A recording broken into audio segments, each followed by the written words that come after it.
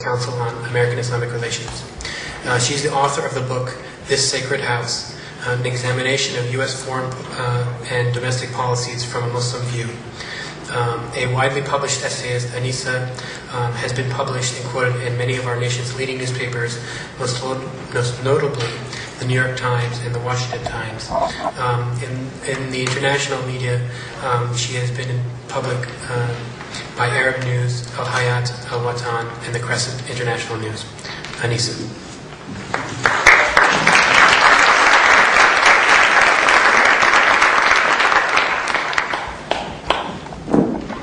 Assalamu alaikum and good evening, and I want to thank MSA and the endorsing organizations for inviting me to join you this evening for this occasion and this discussion about war and I guess the tragedies that are associated with war.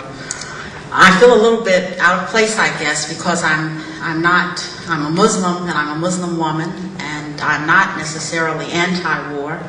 I am against war as a first resort. I'm against war when war is gratuitous and unnecessary, but I am not a person that is against war.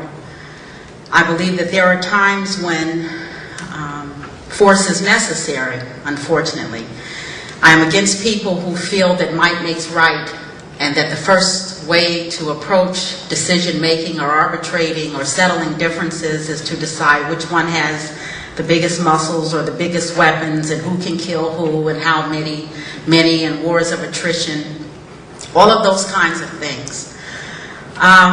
I think the reason that I take that position is not only because I am a Muslim, but also because when I first became active in Muslim politics or Muslim affairs, which was almost 20 years ago, I remember that our burning issues was trying very hard to get the American government to realize that Muslims were suffering in the Muslim world, that the primary victims of religious discrimination and oppression in the Middle East were not Jews, and they were not Kurds, and they were not people who were being oppressed because of oil.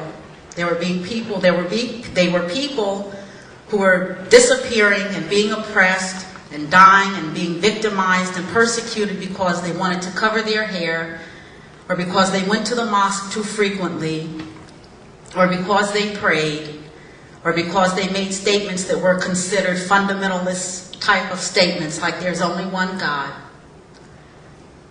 It was our challenge at that time to get our government here in the United States to understand that the foreign aid that was being sent into that part of the world in order to mitigate some of the stark differences in the quality of life between people living in that part of the world and people living in the United States was being misappropriated. And that the people who were supposed to be fed were starving to death, literally starving to death. That the good messages and the good works of the American people that attended the amount of money, the huge amounts of money that we were sending in foreign aid, that they weren't reaching anybody. That the prisons were full of people who were being tortured. That people were afraid to gather publicly in many of these countries on a street corner to talk about who they would like to see govern their country, or whether or not they would like to vote, or whether they should have a vote. That there were women who were losing their children in divorce disputes simply because they were female. There were women gathering in places in secret to decide how to sneak their daughters out of the country so they wouldn't be subjected to things like female genital mutilation. And I'm not a feminist, and I'm not bringing these things up because I'm trying to say that, oh, we had a good reason for all of this war against terror, because I don't think that the war against terror actually has anything to do with many of these things, but it has something to do with some of these things. It's very hard as a human being and as a woman and as a mother to listen to the tragic stories of these women as they talk about losing their children and their husbands. Nobody's heart, can bear these stories. But I challenge you to go to any Muslim country today and talk to many of the mothers there, and the children, and the fathers, and listen to their stories. And after you listen to their stories, I want you to compare their stories to our stories. And you'll see that there's not much difference. And that the enemy that we are fighting is a common enemy. It doesn't have any specific religion. It's not any specific color. It doesn't speak any particular language. That it's a common enemy. And that it's an enemy that lurks inside of all of us, to different degrees. That some of us, because we have been exposed to different ideas, to different sets of values, that we have had opportunities, exposure to different people, to voice our opinions, to hear different things, to be challenged, to rise, to be uplifted, to be inspired by something. But for many people, that's not the case. And they live as captive audiences of dictators and despots who tell them that they should hate rather than desire. That they should blame rather than aspire to anything. That they are failed because they are, and that it's someone else's fault. So when we talk about the war on terror, I don't think it's something that we can all say, oh, we are against this war. But I think that we can all say that we have different definitions of what we think this war should be about. For some of us, we object to the idea that this war is only a military campaign that is being advanced with an insane idea that somehow we will kill everyone that doesn't agree with us or doesn't believe the way we want them to believe, or that we will kill anyone and get anyone out of our way who poses a threat to what we think is right or the way the world should look or our particular vision of utopia or whatever it is that we dream about when we dream of life, paradise on earth, or whatever it is that we believe we're pursuing when we pursue happiness. Then there are some of us who believe that the war on terror is a war that is against poverty, that it's against illiteracy, that it's against many of the things that were going on in Iraq. I'm not here to justify the war in Iraq. I don't believe the war in Iraq began March the 3rd, 2003. Iraq had been through almost 10 or 15 years of brutal sanctions that were worse almost than any weapon of mass destruction. And before I came, I started to prepare a page of statistics on the number of children that died from curable diseases in Iraq following the Gulf War because we, and not only us, but the UN Security Council, that everyone is begging now, saying, oh, they're going to be the ones that's going to mitigate this war thing in Iraq. We're going to hand it over to the UN. Well, more children died as a result of UN sanctions against Iraq than have died in the Iraq War. And simultaneous to UN sanctions, we had our Democrat President, William Clinton, bombing Iraq regularly in a UN fly zone that became the pretense for the loss of a lot of civilian life in Iraq. So I think also that to some extent we're all very hypocritical, and that we also have learned very well from our politicians and our leaders how to take things and use them to advance our causes when they become popular causes or when they become causes of opportunity. And there's nothing wrong with that. But the only thing I want to suggest tonight is that while we're in an election period and Iraq is an issue, then let's grab all the issues. Let's grab the issues that we started it with back in the 1980s, when Muslim women were being killed when they would walk the street if they took off their scarf. Let's start with the issues that we were trying so hard to take to our government when we couldn't get a seat. We couldn't get into the State Department because we were Muslims, because we dressed wrong, because the secular Muslim and Arab governments had come to the United States and said, you don't want to talk to those people because they're fundamentalist. They're fundamentalists because they dress like that and they believe that prayer means something, and they say that there's only one God, and you don't know the secret meaning behind that. The secret meaning behind that is that they don't feel that they have to obey what governments say. And they're the only ones who can hear and understand what this God that is speaking to them is saying. You won't find these things written down anywhere. But when you talk to people in the State Department now and you ask them questions like, what did you think we were trying to say to you when we said that there was a generation of children in Cairo growing up eating garbage out of garbage dumps? And then when the people would raise their voices and say, how come everybody else in the world has food and we don't have food? And they didn't know that the United States was sending not millions but billions of dollars so that they wouldn't eat out of garbage cans. They were told, because of the West.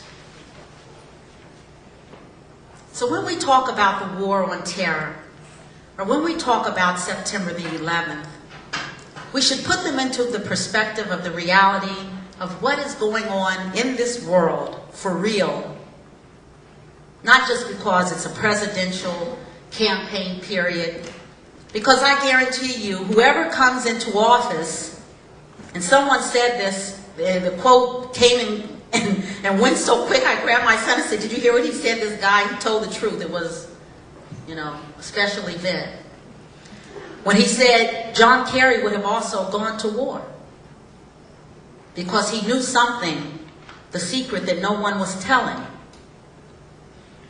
or that we had all forgotten.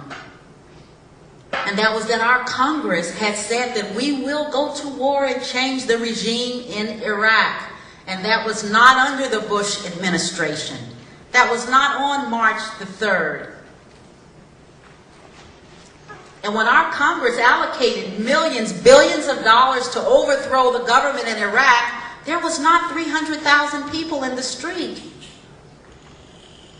And when we were getting reports here and trying to get into the White House, trying to get into the State Department, trying to get anyone to hear us saying the people in Iraq are dying, that they had used weapons against the people in Iraq in Desert Storm that left radiation that's killing people from cancers.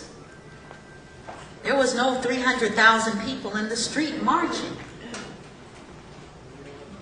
Prior to September the 11th, as unfortunate as this is, and for anyone who says to you that we are fighting terrorism, then tell them we're losing. We're losing because before September the 11th, I couldn't come and tell you that the biggest victims of oppression, starvation, hatred, government tyranny, and all of those things in the Middle East are Muslims who came to this country to be free. And then got here, and their destiny caught up with them on September the 11th and said, you won't get away. You had hell there, and you're going to have hell here. And you know why? Because no one wants to hear your story. You know why? Because you can't vote. So when George Bush stands up and says in his cowboy language or however way people make fun of him or taunt him or tease him, I challenge everyone, and I'm not saying vote for George Bush. I'm not telling anybody to vote for anybody. I'm saying that partisan politics is a fraud and a joke.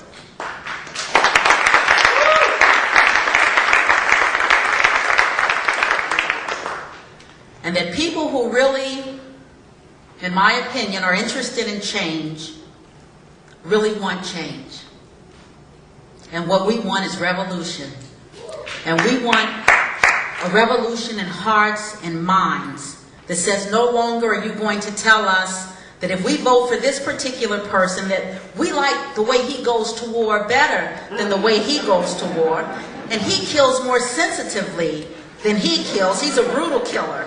The dead don't care. That it's okay if they starve, they died from starvation and curable diseases like pneumonia and colds in 2004. That's okay. That's okay. And if they've got all those Muslims rounded up in those prisons over in the Middle East and nobody knows who they are or what they disappeared for, their families haven't seen them in 15, 20 years, we don't care. They couldn't have carried out September 11th, and that's a good thing.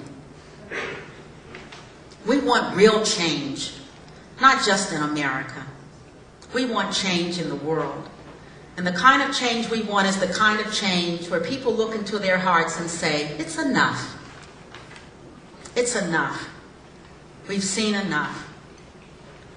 So I challenge you that when people, John Kerry, Ralph Nader, George Bush, whoever else is running for president, sometimes they say something that's right. Sometimes they say something that doesn't make much